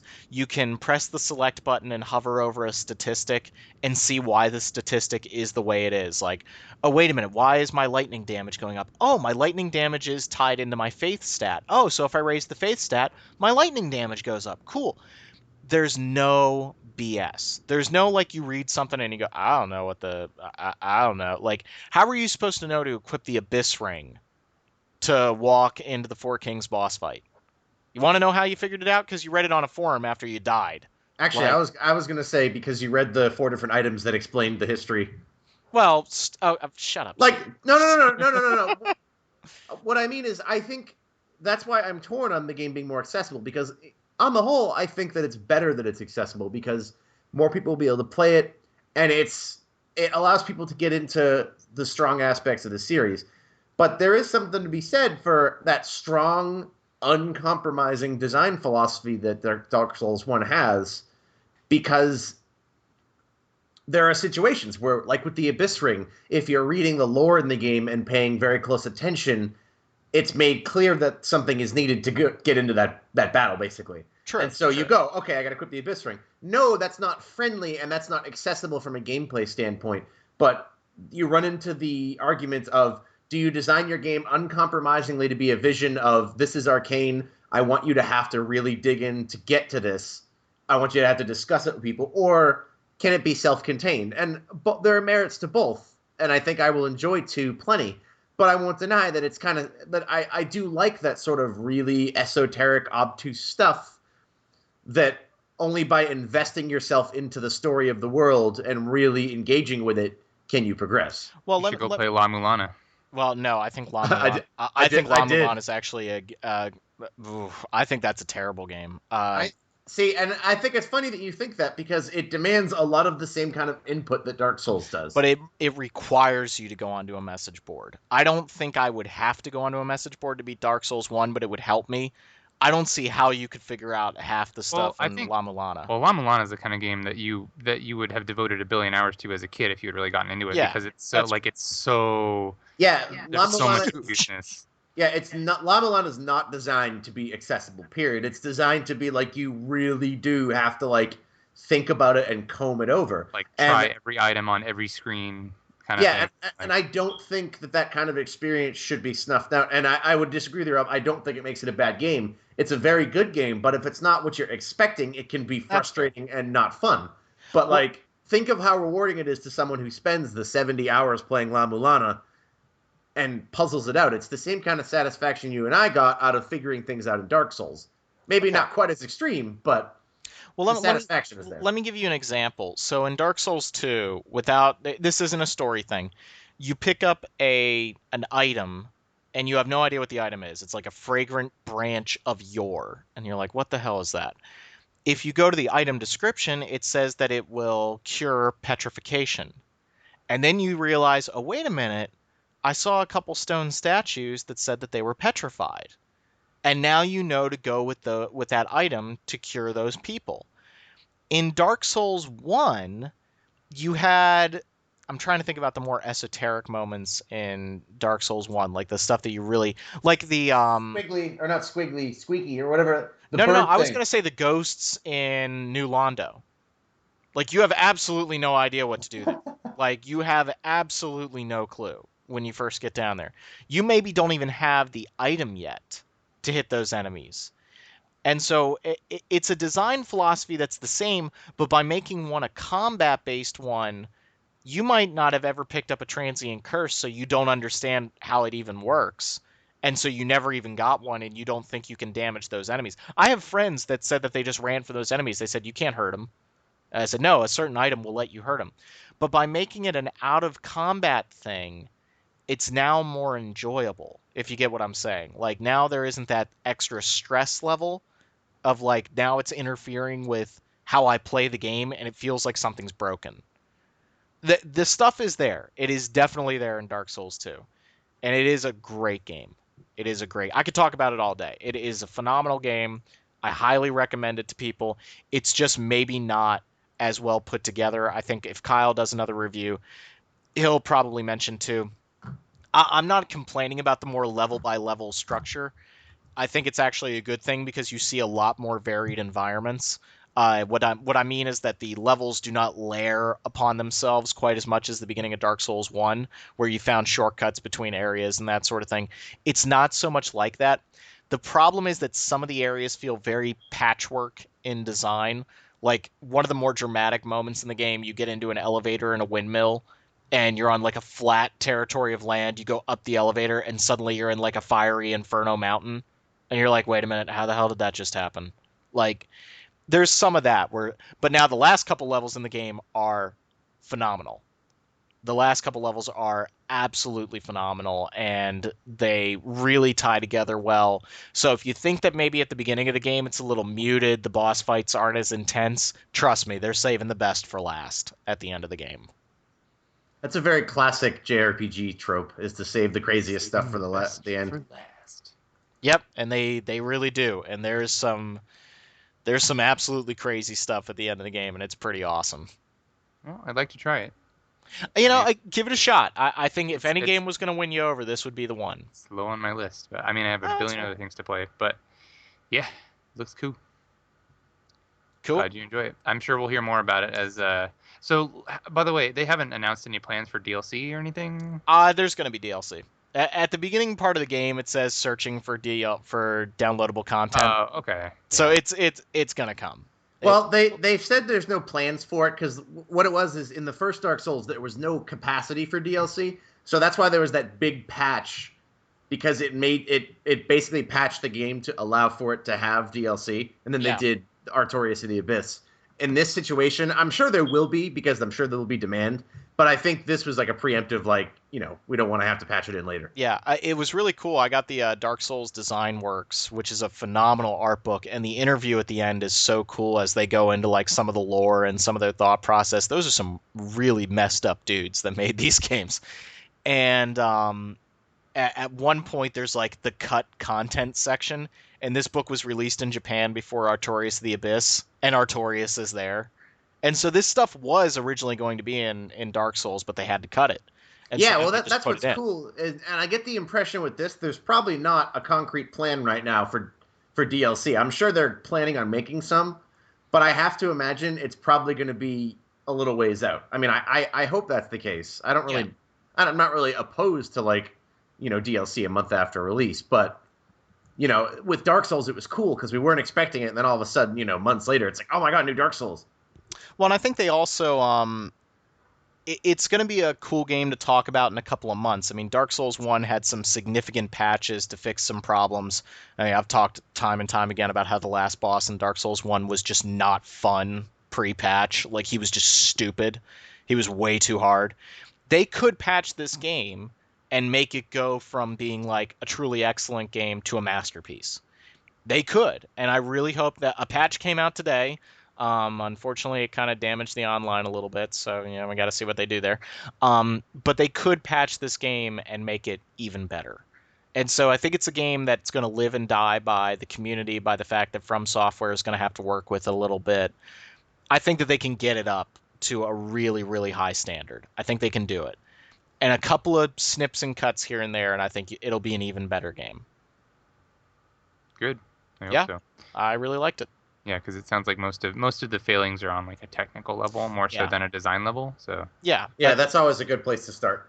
Yeah, design wise, the game is a blast, and it really does it feels great to just walk into the unknown. And I really wish more games would let me do that. Like, I don't want to say it's a survival horror game, but there are survival horror elements in this game. Like, I don't know what's coming, and I'm kind of nervous. And why am I hearing laughing in the background? What is that? Oh god! Oh god! Oh god! I blew up. Oh, like, that's the kind of stuff that I really, really like about this game. And yeah, I'm a little nervous that From Software might start milking this franchise a little bit. I hope that they take their time. It would not surprise me if the original director, if we suddenly heard that he was making Dark Souls 3 on next generation, or current gen, PlayStation 4 or Xbone. It really would not surprise me if we suddenly heard about that in like a year.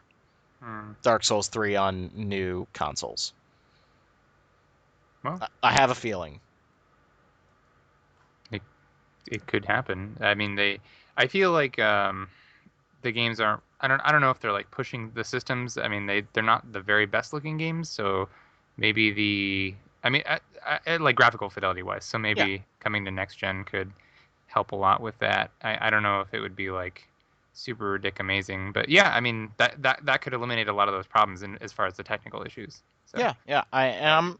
I'm excited. I want to see. I still want this to be a special series because this isn't a game I'd want to play every year. Like this was a week of my life. Like Jackie was out of town, so I got to. oh, well, good timing, I guess. Oh my God! Like 40 hours in 5 days. Well, I was, yeah, 40 hours in 5 days. you've come up for air. I came up for it, but I still want to play more of it, and that's the really like ultimate sign of how good of a game it is. I want to play it more. That's good. Yeah. I've had a couple like the last I'd say March in general has kind of been like that for me with games because I've had like 5 to 6 games on my plate at any given time, and that's just kind of cool. Like anytime I have some spare gaming time, I have a ton of choices, and it's like, oh, this is awesome. There's so many good games out. Yeah, I still need to finish Strider. I need to finish Sleeping Dogs, which I'm liking more than Grand Theft Auto 5. Yes, I said it. Yeah, I like Sleeping Dogs more than Grand Theft Auto 5. I don't really care about either, but to each It's their own. fun. It's a fun game. I tried Sleeping Dogs. I thought it was all right. Just not really for me. Its combat system really opens up. It gets Yeah. very Batman, which is good. The only reason why I tried it is because it kind of had some Shenmue vibes for me. But I think that the Yakuza games do the Shenmue-esque thing a little bit better in terms of being very wanna try- Japanese. I want to try the Yakuza games. I'm just intimidated by how many there are. Yakuza's Yeah. awesome. Just play Yakuza 4. Just play 4, yeah. Yeah, Just pick it up and just go for it. just play Yeah. 4. That's the only one I've played, and I thought it was awesome. I actually think you might not like it, but maybe you will. I thought liked it was the awesome. demos. I think I played the Yakuza 3 demo and I liked it. Yeah, But you're right, it does feel very Shenmue. It Like, does. Well, yeah, it has like the video. It has like the arcades and hostess clubs Yeah. and karaoke. I still want to say karaoke all the I think time. that whole like, and especially for us being Americans, like it's kind of cool to immerse ourselves in that like cultural aspect. Yeah. That was one of my favorite things about watching anime as a kid. Was like, even watching Sailor Moon with my sister. I know I watched Sailor Moon with my sister. Y'all can deal with it, okay? Yes. Like it was cool, this idea of like seeing schools that were going, seeing these characters in school in the summer and that sort of stuff. Like that's a Yeah. cultural aspect that I really. It's like when they were talking about making an Evangelion movie in America, and I'm like, well, you No. kind of lose it there. It's He- about the culture of Japan. Like He says to the Japanese linguist and the Japanese graduate student. I'm just saying, like I've always wanted to go to Japan. I would agree completely, though. They were also trying to make. I think they still are making Akira. They're trying desperately, And they want to set it in like San Francisco, and I'm like, you guys realize that Akira is completely based around the Japanese mindset and lifestyle, right? Yeah, you like- also realize that it's a complete allegory for Nagasaki and Hiroshima. Like, Yep. I mean that it like Like that's a demonstration of something that is a misguided project to begin with that I don't actually think will get made. Do you think the new Godzilla looks rad though? Because I think it looks amazing. I think the new Godzilla looks. I think the new Godzilla looks freaking crazy. Like it's hitting the horror element because the original Godzilla movie is a horror movie. I think Godzilla is one of the best translations ever. Yeah, The I- name, Gojira. like Gojira, because Gojira is a combination of two animals in Japanese, and Godzilla isn't strictly speaking how it should be translated, but it captures a very similar tone to what you would like. Like we think Godzilla, it's got the word God in it, and then Zilla, so we're like, oh, it's like this giant godly monster, like it's larger it's a than life. Zilla. That's what it Like is. that's why I think it's such a clever translation, because it's not a literal translation, but it captures the sentiment. Yeah, Yes, Very it well. is like that. Zilla is a bound morphine. The immersion factor in other cultures, I think, is a really cool aspect of JRPGs in general, or RPGs in general, for that matter. Like, Persona is so cool because you're getting to live the life of a Yep. Japanese school student. Like, that's awesome. And that's why setting the original Persona games in America was not as cool. Well, like, just the first one and that first terrible translation, but Yeah. they fixed it in the PSP version. I just think Mark. those are those are cool things that I want to see more out of games, is like that immersion level. So maybe I will pick up Yakuza because I'm liking the Sleeping Dogs, kind of Hong Kong feeling. I'm liking that. I thought you were gonna say honk honk feeling. Oh my god. Honk, honk. I some love reading. honk honk. Oh my god, I love reading message boards, and I'm really not trying to be. I'm really not trying to be that guy that's like, well, actually. But I love reading message board posts about sleeping dogs. They're like, yeah, it really gets the vibe of Tokyo correct. I'm just Oh like, my oh, god. It's like you realize they actually say the name of the location Yeah, in the I'm game, not right? trying to be pretentious, but please, there There's is a nothing difference. pretentious about not confusing people from different parts of the world. That would be like me looking at you and going, "How is Australia?" Prob Oh, check is an fantastic, Australian. fantastic. All right, Derek, you Well, want to take us into news? yeah, so I'm glad that we have a lot of good games to play, but as always on the horizon, there are more good games to play. Yes, there Like are. tomorrow when I lose my soul to Yeah, Infamous. man, So Infamous is gonna excited. be 7 out so of good. 10. Not a great game. Man, Seven shut out, up. one 7 out of 10, and the internet explodes. All the rest are like 8s and 9s, and people are like, Adam Sessler gave it a "How 3. dare they?" Adam Sessler gave it a 3. Adam Did he, Sessler gave Kingdom Hearts a 3, so I did he really don't really? care. I Yeah. actually like Adam Sessler a lot. I really like I his no, I like Adam Sessler a lot too. I just don't agree with his thoughts on games. Yeah, no, that's fair. Yeah, All I right, would let me actually like let that. me rephrase that. I don't agree with his review thoughts on games. Yeah, Yes, I think he articulates his reviews very well, though. Like, yes, I understand where he's coming from. Except exactly. except the X-Play review of Kingdom Hearts, it made no sense. They criticized things that were dumb, and Did it criticize the camera? Because that is not dumb. Yeah, the camera needs I to be don't remember. Probably. I would actually agree with you guys completely because I remember he did a review for BioShock Infinite that was like almost poetic in his Yeah. description of the Yeah. game, and then I was like, I didn't get that from this game. Like, I, I I actually have. I got this is about as deep as a Transformers film, but Oh, it's I fun. think oh man, I really don't think that's fair. I really enjoyed Bioshock I wouldn't Infinite. go as far as saying that, Stephen, All but right, like, all right. Harsh. It's I have not I have issues Transformers with the level fun. violence. I have issues with the violence and BioShock Infinite. Like I recognize its utility as a narrative tool, but I have issues with it. But I don't want to talk about it because it's not an RPG. Yeah, I just again, I really need. I keep saying it like week after week. I want to write that editorial about how the opinions of games change, and I You love. should. I loved Bioshock Infinite. Again, for me, it's a 9 out of 10 on my scale. I really enjoyed it. But for people to say like it's a 5, I'm like, really? No, it's a fun shooter. It Well, is a you got really fun shooter. it's a fun shooter. It's a fun It's shooter with fun, cool set but pieces. for me, that makes it about a 7. Like a 7 A is how 7 I I can feel. almost deal with, but like I think the hyperbole is Well, what yeah, that's that what's happens. really got me. Well, that's the problem when you Worst game have ever. an industry in which a 7 is considered a bad score. The only way to get someone's attention if you don't think the game is good is to give it an incredibly low score. Like, Yeah. I reserve anything below a 6 for games that are fundamentally broken. I agree with that. I remember John and we talked about that very early when I started on the website was like for me 5 or 6 is like this is a game and I'm not into it, but it functions.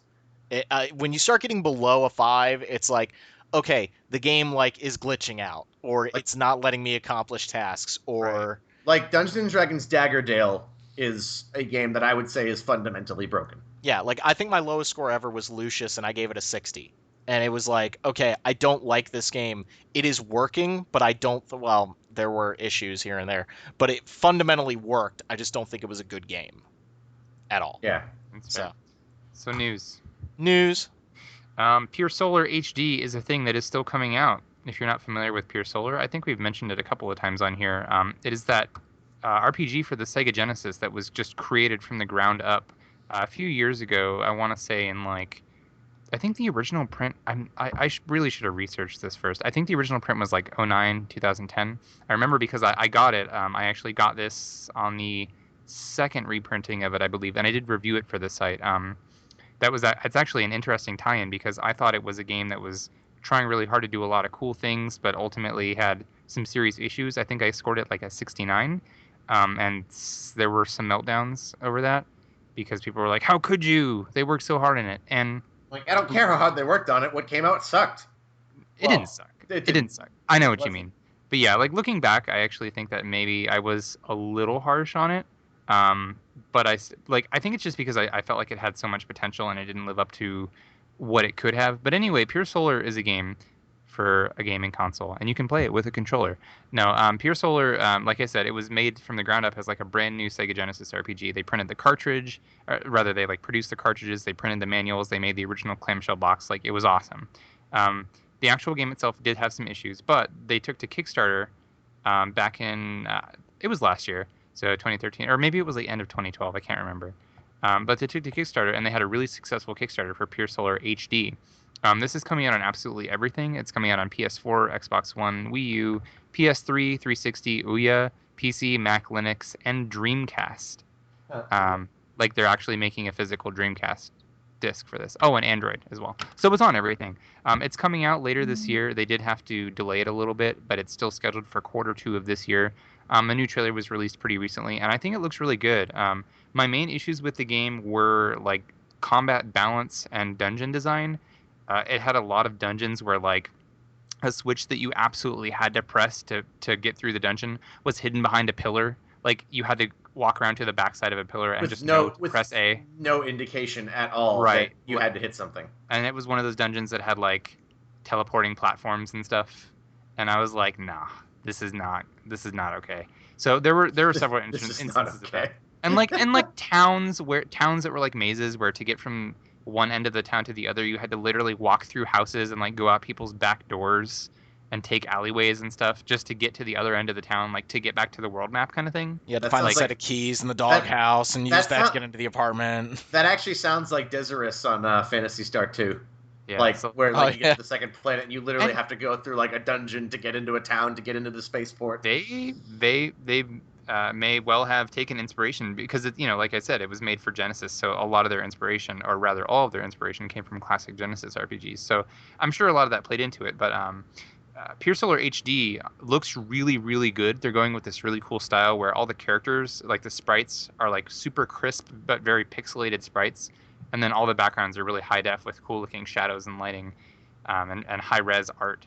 So it looks great. Like, I hope that because they are adding some extra content to it, so I hope that they've taken the time to adjust the balance a little bit and maybe tweak some of the dungeon design, because like some of the standard encounters can just wipe you, and it's really frustrating when you have to go all the way back to town to heal, and like healing animations were long and blah blah blah. But anyway, I keep straying from the point because I have pretty strong feelings about this game.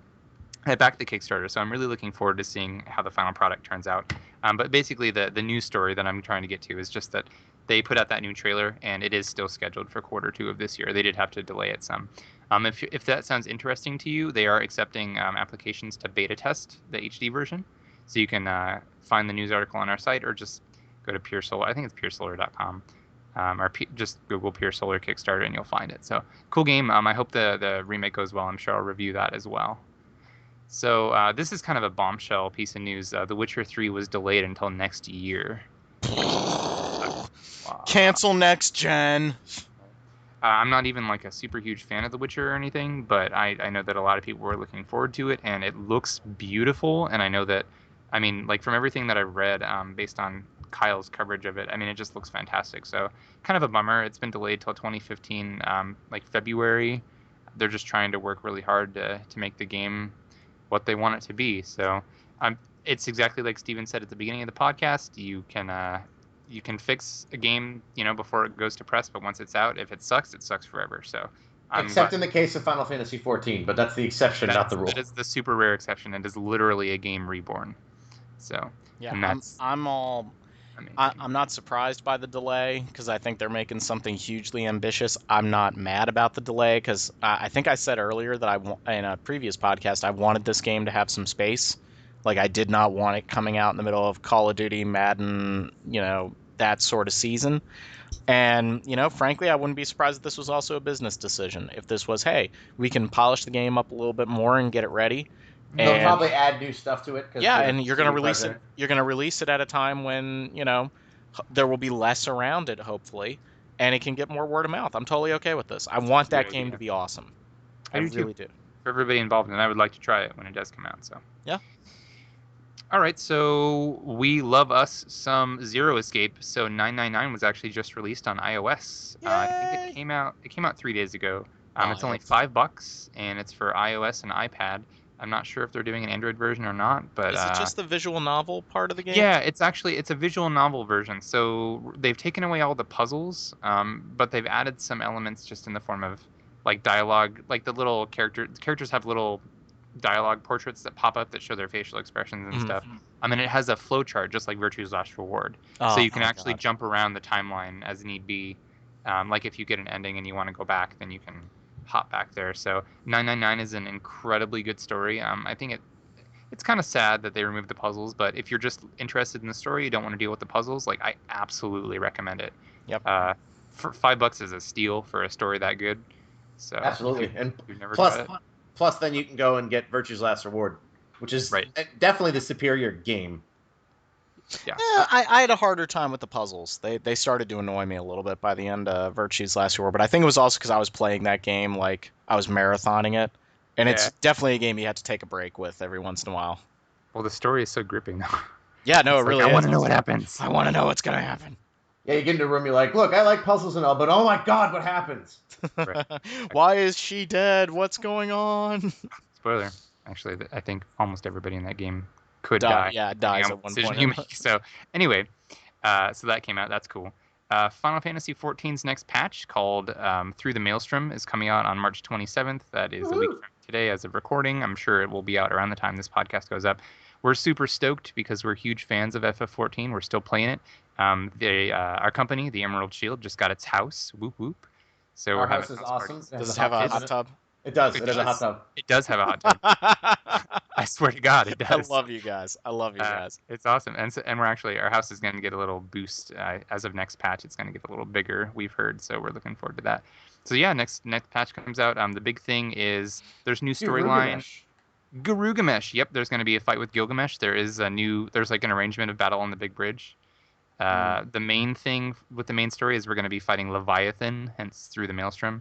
Every patch they're introducing a new primal, which is like the summons from FF lore. So we're going to be able to fight Leviathan and get some weapons from him, do the new story. Bunch of other improvements like new areas in the Binding Coil of Bahamut, which is like the hardest content in the game. And some new dungeons, a new system where you can, like a vanity system where you can basically project the appearance of any equipment you have onto another equipment in the same slot, rather another piece of equipment. So if you really love your Black Mage hat and you want to have it look like that, but you want to wear the better stats, then you can just project it. So that's cool. That's something that Final Fantasy XI never had, and I always wish it did. So yeah, a bunch of cool additions coming, and it'll be out in a week, so we can't wait. And in case you didn't see it, I did recently write a review of A Realm Awoken, which is patch 2.1, the first major patch that came out after the game was released, and it's on the site. I'm sure one of us will be covering 2.2 in the following months. So it's really good. FF14 is amazing. You should probably just play it. Yeah, there. Another thing that doesn't get mentioned a lot, but they showed a picture of it, is that the boss of one of the new dungeons is Diablos from Final Fantasy VIII, and his attacks are literally like the gravity ball and like. Oh yeah, like it's almost that same animation where he pulls he puts his hand up in the gravity ball and yanks it down on you. Your face. That dungeon looks super. It's the ruins of Amdapur, and I hate to make this comparison. I know it makes Derek angry, but that dungeon reminds me so much of an area that you would see in a Dark Souls game, just because of the atmosphere and like the stuff floating around in the air. Looks so cool. So what you're saying is Final Fantasy XIV is the Dark Souls of MMO. It's the Dark Souls of Final Fantasy XIVs. You shut your dirty mouth. I think it looks just like the toxic jungle in Nausicaa of the Valley of the Wind. Ooh, good reference. Yes. I only watched that recently. I had never seen that before. Amazing. It's my favorite movie of all time. I just wrote a midterm paper on it and got 100% on it. Not to boast or anything, but there it is, world. I wrote a really good paper about Nausicaa. We should just have an anime podcast where we just talk about old. I like anime. Shall talk about Ninja Scroll and how it was just crazy to watch that as a kid. Rob is so going to be my waifu. Oh my god. My final piece of news for today is we need to bring that back at E3. I guess we could. I don't even know what it means. It's okay. You'll figure it out. Yeah, we'll explain it to you. We shall bed together. I don't want to go with the man. If I'm not betting with Liz. Anyway, we recently put out a really massive feature called RPG Fan Music of the Year 2013. Yeah, you should probably go look at that because we put a lot of work into it, especially Steven. He deserves special applause and commendation for that. He really organized the entire feature and worked really, really hard on getting a lot of that set up. And also big thanks to Mike, who put together amazing looking navigation pages and graphics and stuff. Um, not to say I didn't do anything, but like, it was a group effort, and we put a lot of work into it. We have a lot of cool features. We got some interviews with some really big composers like Masayoshi Soken of FF14, Yeah, so and all of you guys that love the 14 music, read it. yeah, Shota Nakama of Video Game Orchestra, who worked on Lightning Returns. Like we had a 3-part podcast because it was so freaking massive, where we played music throughout the entire year. Starring all three of us. Woohoo! Yeah, Rob was on that. So Yes, I basically, was. if you haven't checked it out, I mean, if you like Random Encounter and you've been hesitant to dip into Rhythm Encounter because you're like, oh, it's another podcast, like I don't know where to start, just check it out. Check out the Music of the Year episode. There's so much good stuff on there. I'm not just saying that we did good work. I'm saying that we're playing awesome music on those shows. So you should absolutely check it out. Yeah. And we also interviewed Austin Winnery, so if you like the music in Journey, the Banner Saga, Monaco, definitely, check him out too. Yep, you can still find that on the main sidebar of RPG Fan, like if you just look on the main page, or if you just go up to features in our top nav bar, you'll see it right there. So please check it out for us. And that is all I have today for news. All right. I got a couple of nice comments on our iTunes page that I'm looking at right now, so I wanted to take a second and acknowledge people because maybe that'll get more people to give us positive reviews on iTunes, which we always love. From Leanne Carzile, sorry if I got that name wrong. That's Caitlin. Oh, that's Caitlin. Oh, is it really? She's Liz's friend. She's everyone's friend. She actually lives really close to me. We play Final Fantasy with her all the time. Oh, okay. So a little bit of, okay, I'm still going to read it. This is the first podcast I've ever listened to with any regularity, and it's still my first choice for talk about RPGs. These guys really love the genre, both Western and Japanese, and delve into a lot of the aspects that make it so great. Oh, thank you so much. Thank you. Matt from Michigan. Okay, your core dialogue is great. Games covered extensive. Format is loose, but gets the job done. I only have one complaint. Give it to me more often. I feel like I could stand at least 2 shows in the time you put out one. Yeah, sorry. That would mean 4 a month. Yeah, that would be. You remember when we first started this show? We thought about doing that.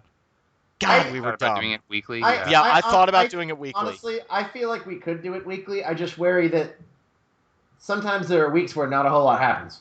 I think it would be too much for me because like finding 2 hours to sit down and record this and then a little bit of time to put it together. But it would just be like, hey Rob, you still playing Dark Souls? Yep, still playing Dark Souls. Okay, Steven, still playing Final Fantasy 14? Yep, still playing Final Fantasy 14. Yeah, but I'm gonna be saying that for like years. Yeah, Derek still playing some game that Rob's never heard of?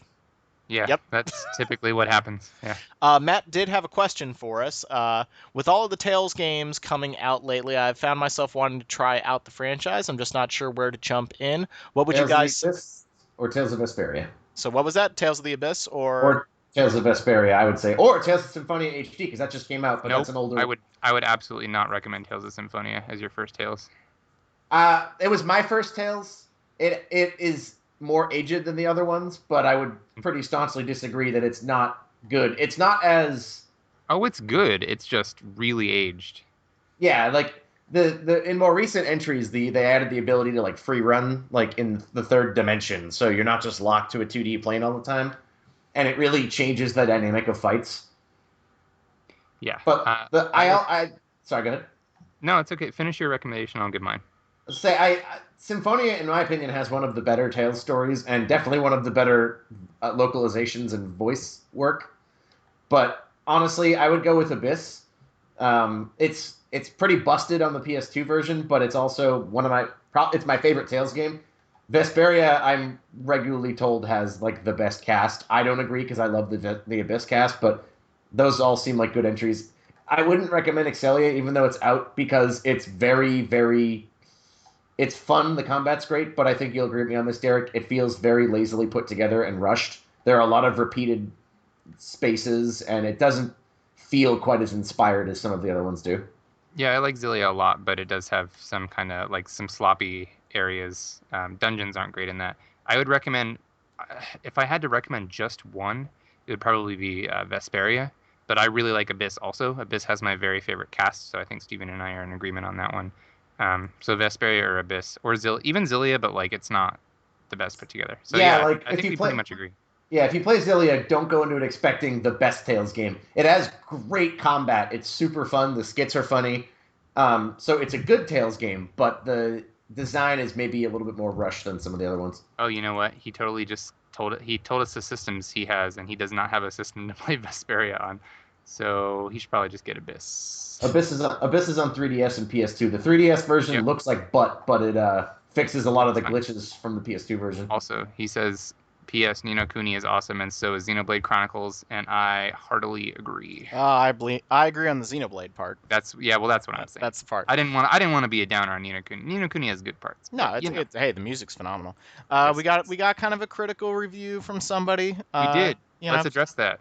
Saying we're a little pretentious. I take that very seriously, and I apologize for coming off on that sometimes. I know somebody did point out that I have a tendency to be a little PC gaming master race sometimes, and I can see that. But I really hope that we don't come across like that. I think we're really trying to have fun here and really trying to be positive. Yeah, that's always the intent. Yeah, I definitely agree with trying to be positive. On the other hand, I'm not one to pander if I can avoid it. So if I have an opinion, that is my opinion. So I wouldn't qualify and say I'm sorry if it comes off as pretentious, because if it's what I think, it is what I think. But on the other hand, I appreciate that this person took the time to leave feedback. Yeah. And it's not that I'm going, oh well, I don't care what you think, because I certainly always try to be mindful of those things, but I'm also not going to soften what I think about something if that's what I think. Yeah, I think the one area I personally get maybe a little pretentious about is when I kind of bag on things like Call of Duty or Madden, and the reason why I do that is because I just don't feel that I don't think it's in gamers' interest to keep buying stuff that they don't like, or things that they just kind of feel the responsibility to buy. Or things that they don't support. Right. I think you should support with your dollars. You know what I mean? Like I'm sitting here, I'm probably going to buy South Park Stick of Truth at $60 because I'm really proud and excited of those guys to be making something that I want to support. And, when I bag on Call of Duty, I'm bagging on it because all I hear out of all my students is, yeah, the latest Call of Duty isn't that good. And I'm like, well, then why are you spending money on it? Hold them to a higher standard. Vote with your dollar, and maybe Call of Duty Modern Warfare was freaking incredible. You know what I mean? Because people got tired of the World War II vibe. And so they had to go to the drawing board and do something different. What's wrong with that? No, I would agree. And I don't mean anything by this, Derek, but I actually feel similarly about Ground Zeroes. I feel like people should not be buying this and saying, oh, I don't think it should be this much money, but then they buy it. So why would Konami not continue to do it? That's a fair perspective to have. And again, I don't mean to point at you and be like, how dare you? Because if you enjoyed it, you enjoyed it. But that's why I really want to play it, but I do not want to encourage them to do this again. Yeah.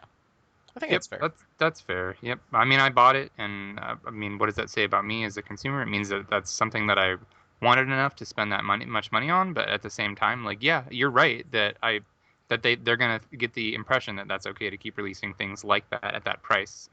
So I don't know. I'm conflicted on it. I don't have a perfect answer for you on that one. I bought it because I wanted to play the game. That's my answer. Well, and you know what? On the other hand, though, if enough people are going to buy it and play it, that means they do want that. Yeah. So. Well, we got a couple other nice comments, so I'll just zip through real fast. Da Vinci Man says, Yahtzee, best RPG podcast out there. Keep it up, lads. Thank you very much. Emon Zane, I can't do that. Derek, help me on. Emon Zanemus. Is that a Final Fantasy name? It looks like Emon Zymons? Emon Zymons, I think. Yeah, fun, comprehensive, almost relatable RPGs like a mofo. They update about twice a month and give me a great rundown of RPGs, news, and personal experiences with role-playing games that cannot be replaced. Great cast of individuals who express their love for the genre and let me join in their conversations. Always fun. And then, of course, Elmer Fudd gives us thanks, Elmer. Yep, thank you, Elmer. Wabbits. Great, informative. The cast has good chemistry and no dead air. Thank you very much. We really appreciate that. It honestly, I love it when people tell me I'm not dead air, even though there's only dead air when I finish talking about my game, and Rob is like, huh? Well, no, I have to unmute myself. I was getting legendaries in Debo. Yeah, sorry, bro. Sorry. And Steven, will you please replace the battery in your smoke alarm that's been going off all podcasts? Look, I need it there so that way I know to replace the battery later so it doesn't burn my house down. I can't just take it out now. All right. Well, thank you everybody for listening to the show. I guess we're gonna have some Diablo Reaper of Souls to talk about pretty I soon. need to play that so I can get in on that. Yeah, let's do it. Let's do it. Thank you very much everybody for listening to the show, and we will see you all next time.